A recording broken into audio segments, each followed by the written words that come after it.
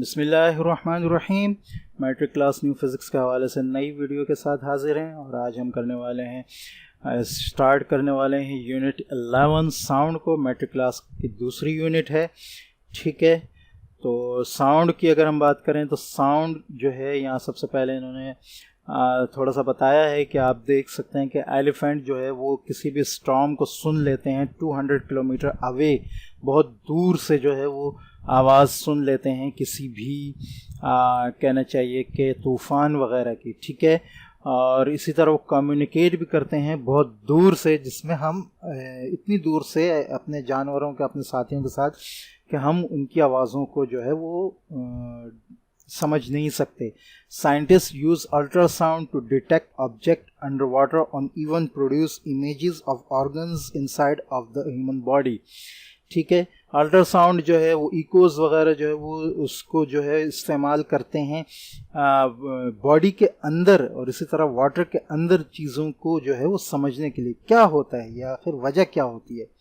How are they able to do this, the physics behind it will explain the phenomena. इस chapter में हम ये समझेंगे कि ये तमाम चीज़ें कैसे मुमकिन होती हैं, ठीक है। तो पहला टॉपिक जो हमारा है वो साउंड वेव्स। पहले हमें समझना चाहिए कि आवाज़ और उसकी लहरें क्या चीज़ हैं, ठीक है।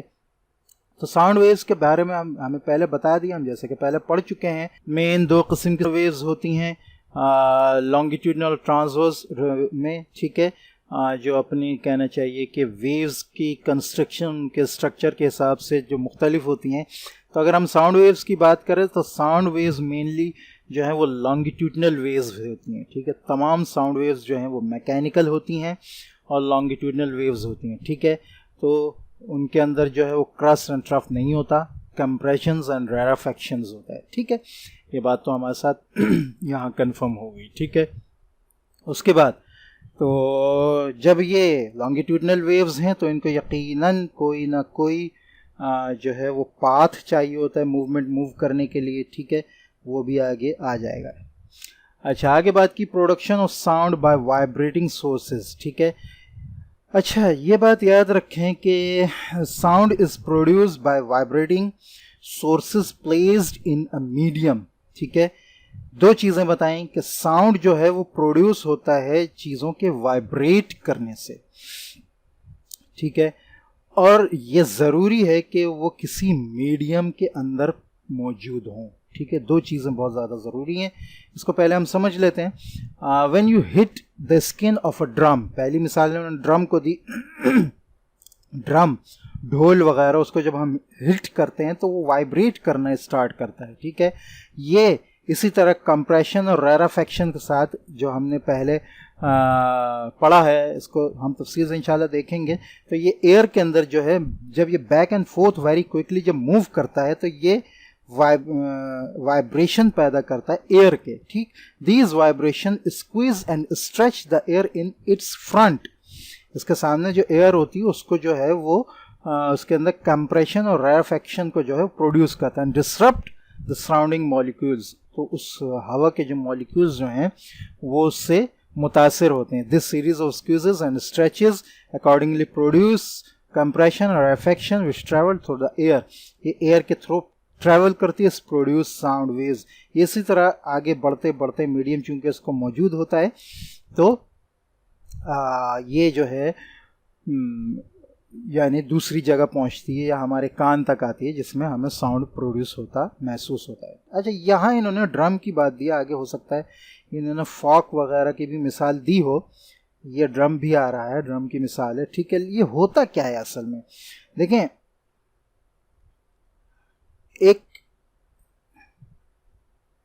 मटेरियल होता है लोहे का जिसको हम फॉक कहते हैं। इसकी तस्वीर भी मैं इंशाल्लाह यहाँ देखता हूँ तो लगा दूंगा, ठीक है। ये एक लोहा है, लोहे का एक मटेरियल है। इसको जब हम यहाँ से पकड़ के, इस साइड से पकड़ के कहीं मारते हैं, ये ट्यूनिंग फॉक कहलाता है, ठीक है।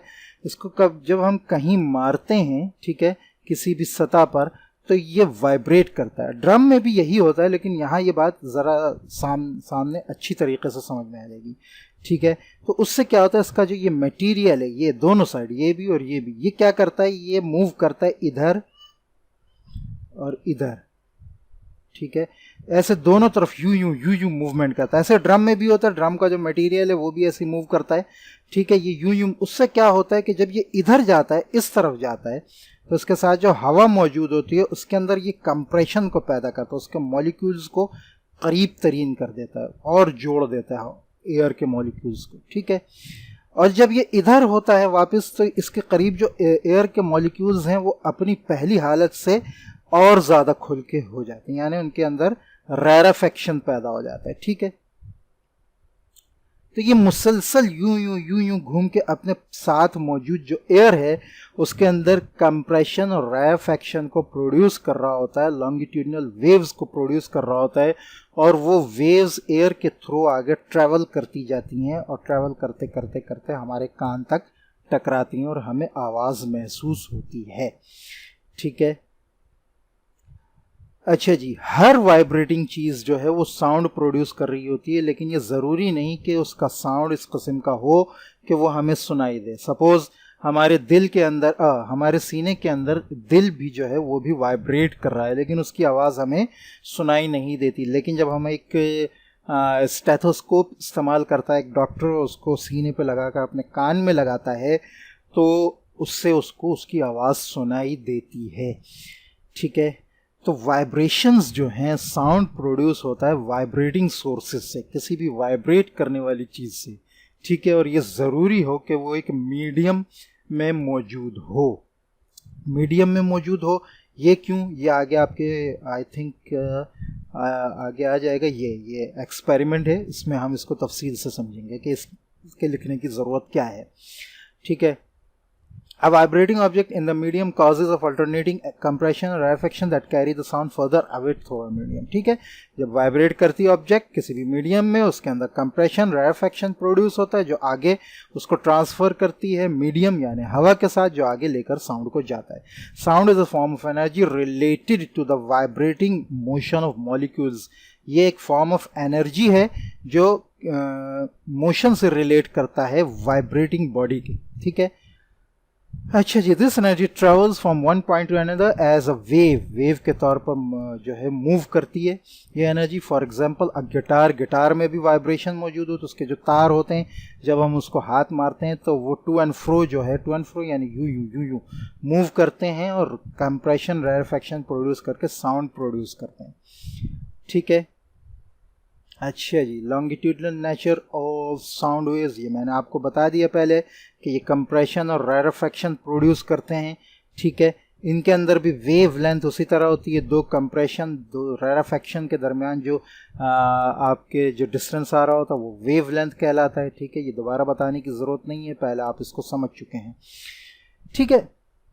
A sound is a mechanical longitudinal wave. The direction of vibration of your molecules is parallel to wave motion. ठीक है, direction of vibration of air molecules is parallel to wave motion. ये पहले भी बता दी गई है, ठीक है।